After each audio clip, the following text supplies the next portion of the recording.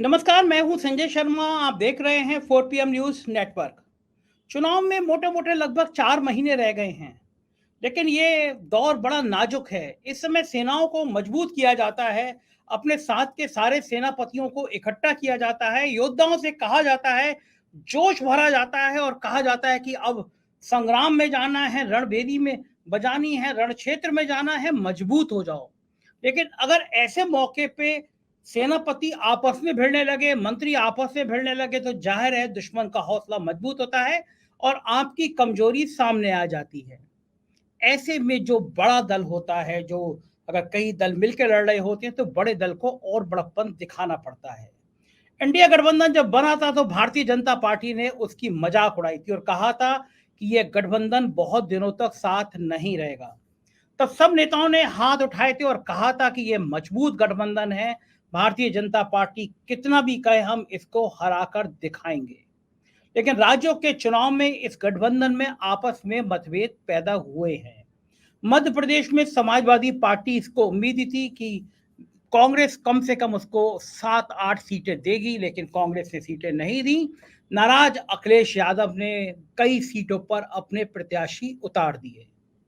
लड़ाई बढ़ी और लड़ाई आगे बढ़ी तो लड़ाई इस हद तक पहुंच गई कि अखिलेश यादव ने कांग्रेस के प्रदेश अध्यक्ष अजय राय को चिरकुट तक कह दिया और बदले में कमलनाथ ने कहा कौन अखिलेश वखिलेश। जाहिर है ये तीखे तलवार जब निकलेंगी और ऐसे राज्य से निकलेंगी तो सबसे ज्यादा लोकसभा सीटें देता है, तो सवाल खड़े होंगे कि क्या इंडिया गठबंधन एक रह पाएगा। उत्तर प्रदेश में ये लड़ाई इसलिए तल्ख और हुई क्योंकि जब दो दल मिलते हैं तो एक दूसरे की भावनाओं का ध्यान रखते हैं।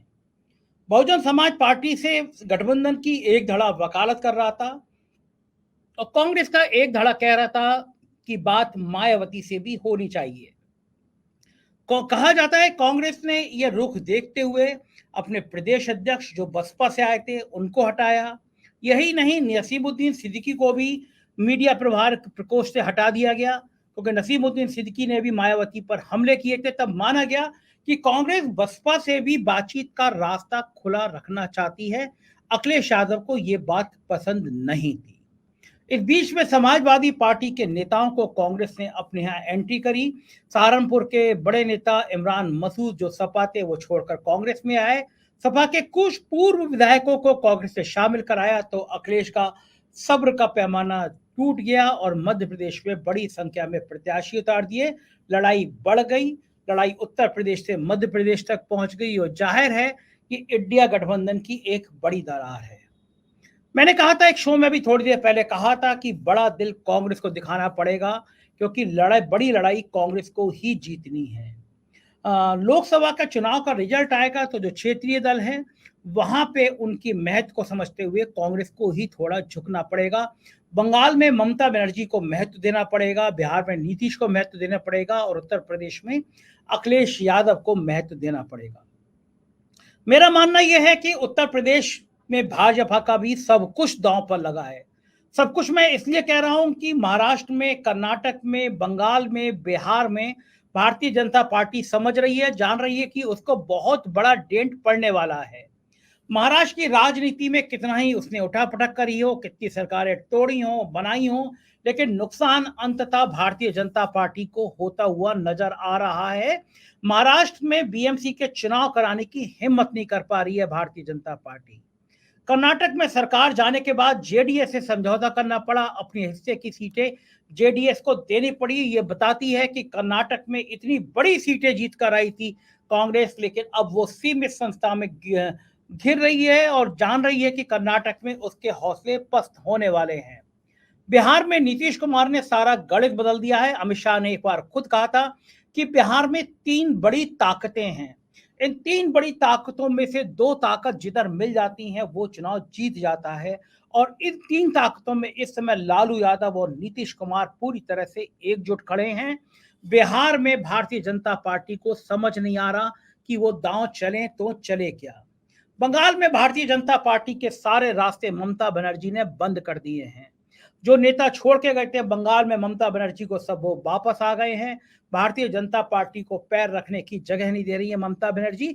और वो राज्य हैं जहां भाजपा मान रही है कि समझ रही है। जो सर्वे आए हैं, जो ऑर्गेनाइजर का सर्वे आया था, वो भी इशारा कर रहा था कि अब मोदी के चेहरे पर और केवल बातों पे चुनाव नहीं भी जीता जा सकता। तो जब ये हालात खराब हैं, बंगाल में खराब हैं, बिहार में खराब हैं, महाराष्ट्र में खराब हैं, कर्नाटक में खराब हैं, तो सारी उम्मीदें उत्तर प्रदेश पर आकर टिकती हैं। भाजपा डर रही थी कि अगर समाजवादी पार्टी और कांग्रेस का अलायंस मजबूती के साथ बना रहा, अखिलेश यादव जिस तरह पिछड़ों और दलितों की राजनीति की बात कर रहे हैं, उसमें अगर मुसलमान वोटों का प्रतिशत भी जोड़ दिया जाएगा, तो ये 80-90% वोट बैंक हो जाएगा।